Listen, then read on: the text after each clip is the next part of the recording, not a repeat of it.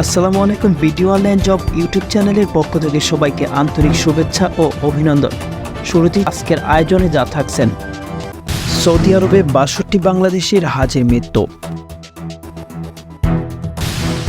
Copa আমেরিকার ফাইনালের ঝলক দেখাবেন শাকিরা,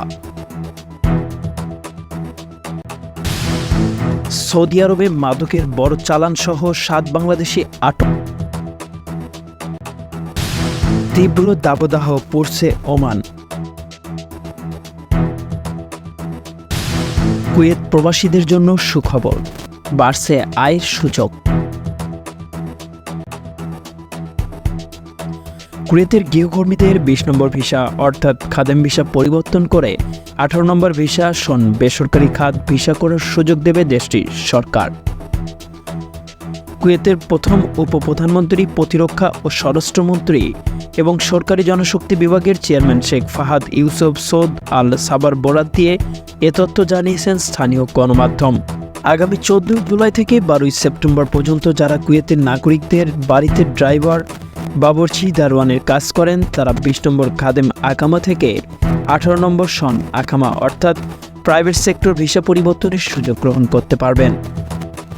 তবে নতুন এই নিয়মে স্থানান্তরের জন্য বেশ কিছু শর্ত দেওয়া হবে।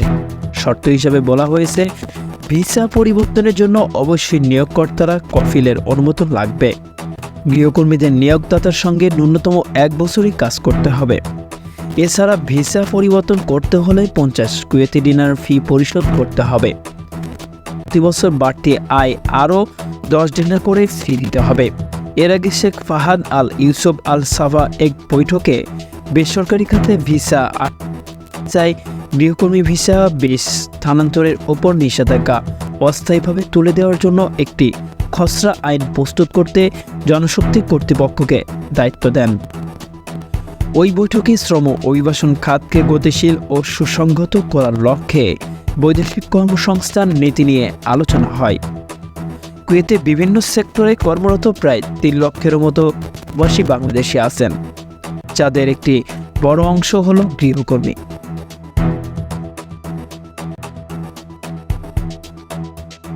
প্রায় প্রতিদিনই নতুন নতুন রেকর্ড করছে।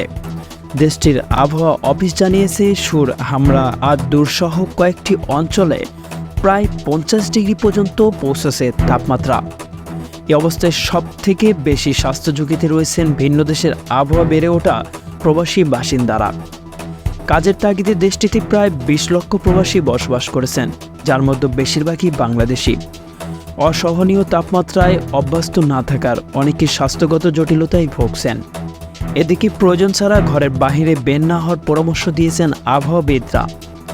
নিয়োগকর্তা ও কর্মীদের বাড়তি সচেতন হয়ে সরকারের কর্মবিরতি আদেশ মেনে চলতেও বলা হয়। এছাড়া পর্যাপ্ত পানি পান, হালকা ও ঢিলেঢালা পোশাক পরিধান করার ব্যাপারেও বাসিন্দাদের পরামর্শ দিয়েছে কর্তৃপক্ষ। ওমানের মতো আমিরাত, সৌদি ও মধ্যপ্রাচ্যের দেশগুলোয় তাপমাত্রা অসহনীয় পর্যায়ে পৌঁছে গেছে। এরই মধ্যে কর্মীদের জন্য মধ্যবিরতির বাধ্যকতা আরোপ করেছে দেশটির কর্তৃপক্ষ।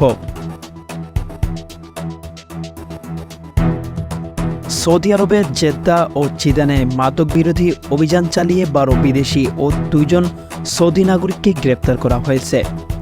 মাদক চোরাচালান ও চোরাচালানের সঙ্গে জড়িত গ্রেপ্তার ১৪ জনের মধ্যে ৭ জনই বাংলাদেশি।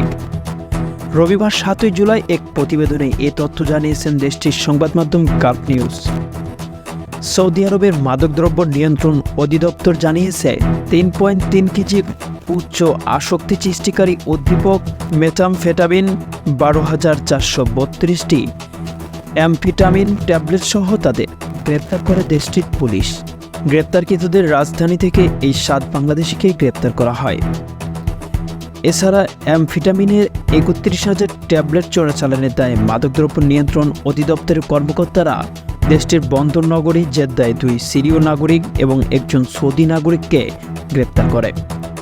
পৃথক এক অভিযানে সৌদি আরবের মদিনায় অ্যাম্ফেটামিনের ৭৫,৬০০ ট্যাবলেট সহ একজন প্রবাসী এবং একজন সৌদি নাগরিককে আটক করেছে পুলিশ। এছাড়া দক্ষিণ পশ্চিম অঞ্চলীয় প্রদেশের জিদানে সীমান্ত লঙ্ঘনকারী 2 ইথিওপিয়ানকে আটক করেছে সীমান্তরক্ষীরা। তারা 40 কেজি কাত নামক উদ্দীপক সীমান্ত দিয়ে পাচারের চেষ্টা করেছিল। সাম্প্রতিক মাসগুলোতে সৌদি আরব মাদক চোরাচালানকারী এবং পাচারকারীদের বিরুদ্ধে দমন নিরীক্ষণ জোরদার করেছে, যাকে মাদকের বিরুদ্ধে যুদ্ধ বলা যেতে পারে। চলতি মাসের শুরুর দিকে সৌদি জাকাত ট্যাক্স এবং কাস্টমস অথরিটি জাটকা জানায়, জেদ্দা বন্দরে কাস্টম পরিদর্শকরা একটি চালানে লুকানো ৩৬,৩৩,৯৭৮টি ক্যাপটাগন পিল পাচারের প্রচেষ্টায় ব্যর্থ করেছে। মে মাসে সৌদি মাদক বিরোধী পুলিশ কংক্রিটের ব্লকে একটি চালানে লুকিয়ে রাখা ৪৭ লক্ষ অ্যামফেটামিন ট্যাবলেট জব্দ করেছিল। এই ছিনতাইয়ের সঙ্গে জড়িত 2 বিদেশিকে গ্রেপ্তার করেছিল। মে মাসে শুল্ক কর্তৃপক্ষ বলেছিল, তারা জেদ্দা বন্দরে আগত আলোর চালানে কোকেন পাচারের একটি প্রচেষ্টায় ব্যর্থ করেছে। সৌদি আরবের মৃত্যুদণ্ড পর্যন্ত শাস্তিযোগ্য অপরাধ হল মাদক ও চোরাচালান এবং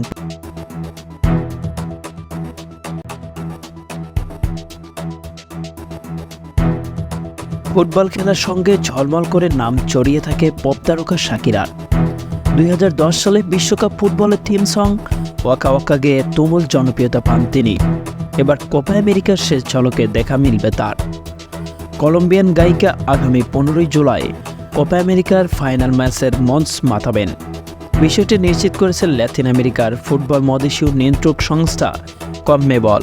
ভারতীয় গণমাধ্যম স্পিক পিলার তথ্যমতে মার্কিন যুক্তরাষ্ট্রের মায়ামির হার্ড রক স্টেডিয়ামে অনুষ্ঠিত হতে যাচ্ছে ফাইনাল ম্যাচ। সেখানে প্রথমবারের মতো কলম্বিয়ান গায়িকা শাকিরা পারফর্ম করবেন।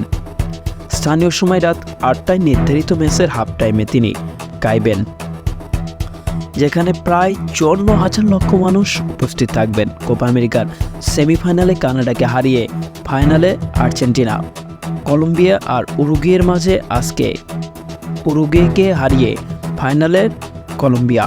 তো বোঝা যাচ্ছে ফাইনাল ম্যাচটা কতটা উত্তেজনাপূর্ণ হতে যাচ্ছে। এবার ফাইনাল ম্যাচে কোপা আমেরিকাতে দেখা যাবে আর্জেন্টিনা বনাম কলম্বিয়া।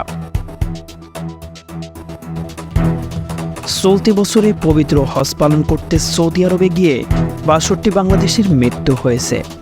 তাদের মধ্যে 49 জন পুরুষ এবং নারী রয়েছেন 13 জন। এছাড়া রবিবার 7 জুলাই মধ্যরাত পর্যন্ত দেশে ফিরেছেন 56,331 জন হাজি। ধর্ম বিষয়ক মন্ত্রণালয়ে হজ ব্যবস্থাপনা পোর্টালের আইটি হেল্প ডেস্কের প্রতিবেদনের বুলেটিন থেকে এ তথ্য জানা গেছে। হেল্প ডেস্কের তথ্য মতে পবিত্র হজ পালন শেষে রবিবার মধ্যরাত পর্যন্ত 66টি ফিরতি ফ্লাইটে দেশে ফিরেছেন 56,331 জন হাজি। এর মধ্যে বিমান বাংলাদেশ এয়ারলাইন্স পরিচালিত 53টি ফ্লাইটে 24,114 জন, সৌদি এয়ারলাইন্স পরিচালিত 52টি ফ্লাইটে 19,701 জন এবং ফ্লাইনাস এয়ারলাইন্সের 26টি ফ্লাইটে 9,715 জন দেশে ফিরেছেন। এদিকে চলতি বছর হজে গিয়ে এখন পর্যন্ত 62 বাংলাদেশের মৃত্যু হয়েছে। তাদের মধ্যে মক্কায় 49 জন, মদিনায় 4 জন, মিনায় 7 জন এবং জেদ্দায় 2 জন মারা গেছেন। প্রসঙ্গত গত 15 জুন পবিত্র হজ অনুষ্ঠিত হয়। এই বছর তীব্র গরমের মধ্যে হজ পালন করতে হয়েছে মুসল্লিদের। হজের মৌসুমে মক্কার তাপমাত্রা কখনো কখনো 50 ডিগ্রি পর্যন্ত ছাড়িয়ে গেছে। সেই সঙ্গে সৌদি জুড়ে প্রবল তাপদাহ বয়ে গেছে, যার ফলে তীব্র গরমে অসুস্থ হয়ে অনেকের মৃত্যু হয়েছে। সংবাদের এ পর্যন্তই। পরবর্তী নিউজ আপডেট পেতে আমাদের সাথেই থাকুন। ধন্যবাদ।